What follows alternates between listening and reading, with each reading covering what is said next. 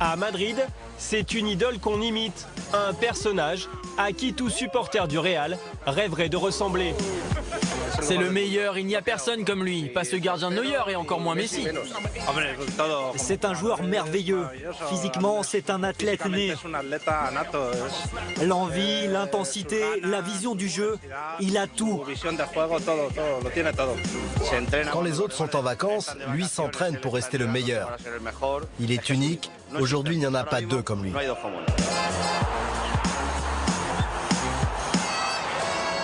Cristiano Ronaldo a été meilleur que tout le monde cette année. Il mérite le ballon d'or. C'est le plus grand sportif de tous les temps. Du milieu provocateur à l'attaquant plein de sang-froid obnubilé par le but, Ronaldo s'est transformé au fil des années, porté par une puissance physique sans égale. Côté physique, c'est un robot, un sacré robot. Alors, comment travaille le double ballon d'or? Que se cache-t-il sous le capot de la Formule 1 Ronaldo?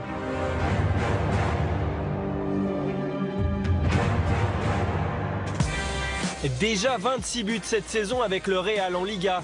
Un but toutes les 55 minutes. 74% de frappes cadrées. Du jamais vu dans le football moderne. Et pourtant, rien ne semble compliqué avec Ronaldo. C'est un grand joueur, donc c'est facile. Hein. C'est quelqu'un qui est attiré par le but. Donc voilà, il reçoit des ballons et puis après, bah, voilà, devant la cage, il loupe rarement. Une force qui étonne encore son agent Jorge Mendes que nous avons rencontré la semaine dernière. Avant un match, tu ne te demandes pas s'il va marquer, tu te demandes juste combien de buts il va marquer. Impossible de le comparer à un autre joueur parce que ce serait injuste. C'est un ailier. Donnez-moi l'exemple d'un joueur sur les 20 dernières années qui aurait marqué 10% du total des buts que Ronaldo a marqué. Totalement impossible. C'est à Manchester pendant 6 saisons que la machine Ronaldo s'est construite. David Bellion, son coéquipier de l'époque, se souvient d'un travailleur acharné qui voulait devenir le meilleur du monde. On sortait de l'entraînement où il y a déjà des sacrés bosseurs dans ce club. Et puis lui, il restait 1 heure sur le terrain tout seul, sur un grand terrain quoi. Tout seul, avec un ballon. Puis on prenait la douche, on allait prendre les voitures et il était encore tout seul à faire les dribbles qu'il fait, quoi, les passements de jambes, les trucs. Donc il le faisait tout le temps. Après un match avec Manchester, où il n'avait pas bien joué, il dînait chez lui avec des amis. Et pendant qu'il mangeait, il regardait le match qu'il venait de disputer à la télévision. Et à un moment, il revoit une action où il avait raté un dribble. Il s'est levé de la table, est allé chercher un ballon et dans le salon a commencé à faire et refaire le dribble qu'il avait raté. Il n'est pas retourné à table jusqu'à ce qu'il y arrive. Mais que vaut la technique sans puissance? L'athlète portugais sculpte aussi son corps de manière méticuleuse. Quand il est arrivé, il était déjà quand même assez costaud pour son âge. Mais bon, c'est plus la bête qu'il est, c'était pas la bête qu'il est maintenant. Hein. Une bête, un monstre physique façonné pendant des années à Manchester et au Real par le professeur Di Salvo que nous avons retrouvé au Qatar. C'était facile de développer son corps parce qu'il était dans la demande permanente pour s'améliorer. Il me demandait tout le temps comment il pouvait travailler en plus tout seul pour améliorer son haut du corps, ses jambes. Même les jours de repos, à la maison, il prenait le temps de faire ses exercices. Et il me demandait même des programmes pour avancer pendant l'été. Et quand ses coéquipiers font des pompes, lui rajoute une difficulté. Ronaldo ferait même 1000 abdos par jour, un mythe qu'il aime entretenir. Oui, c'est vrai, il adore travailler ses abdos, ses dorsaux. Il adore travailler quotidiennement au développement de son corps.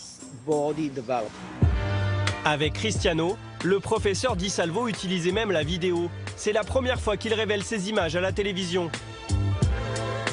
Il a des marqueurs sur tout son corps ici. Cela nous donne des infos sur sa manière de courir. Objectif, maximiser les performances du super-athlète et corriger le moindre petit défaut sur sa posture. J'ai eu la chance de travailler avec de superbes joueurs, dont 6 vainqueurs du Ballon d'Or. Zidane, Figo, Nedved, Cannavaro. Mais Cristiano reste le numéro 1 dans toutes mes évaluations. Une mécanique de précision qui permet à Ronaldo d'être rarement blessé. Tu peux éviter les blessures si tu travailles dur. Et il travaille dur. Il fait bien ses exercices, il fait aussi très bien sa récupération après les matchs.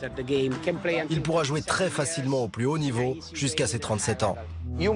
Il faut faire connaître le mode de fonctionnement de Cristiano pour montrer aux jeunes ce qu'il faut faire pour réussir. Ce n'est pas juste « hop, on va sur le terrain ». Cristiano sait exactement ce qu'il doit faire par rapport à la nourriture par exemple. Et il sait aussi qu'il doit faire la sieste pendant 2 heures après manger. C'est un bon vivant quand même, Cristiano. C'était pas quelqu'un qui savait pas s'amuser. Au contraire, c'était le premier à rigoler, le premier à imiter tout le monde. C'était quelqu'un d'équilibré. C'était juste qu'il travaillait plus que les autres. Équilibré, mais tout de même obsédé par la perfection, ce qui lui donne ce côté arrogant du joueur sûr de sa réussite.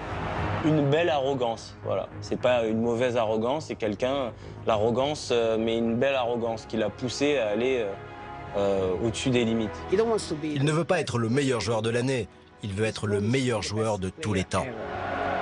Alors, avec ses statistiques irréelles en 2014, le Ballon d'Or lui semble promis pour la 3e fois, malgré sa Coupe du Monde complètement ratée avec le Portugal l'été dernier.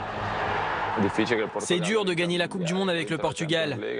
Il a gagné la Ligue des Champions, il a marqué une tonne de buts. Ce serait logique qu'il gagne le Ballon d'Or, même s'il n'a pas gagné la Coupe du Monde, comme d'autres avant lui. Par rapport au monstre de travail qu'il est, s'il l'a, il le mérite. Ça, c'est sûr que tout ce qu'il a, lui, il le mérite. Je le mettrai en numéro 1 sur la saison qu'il a faite.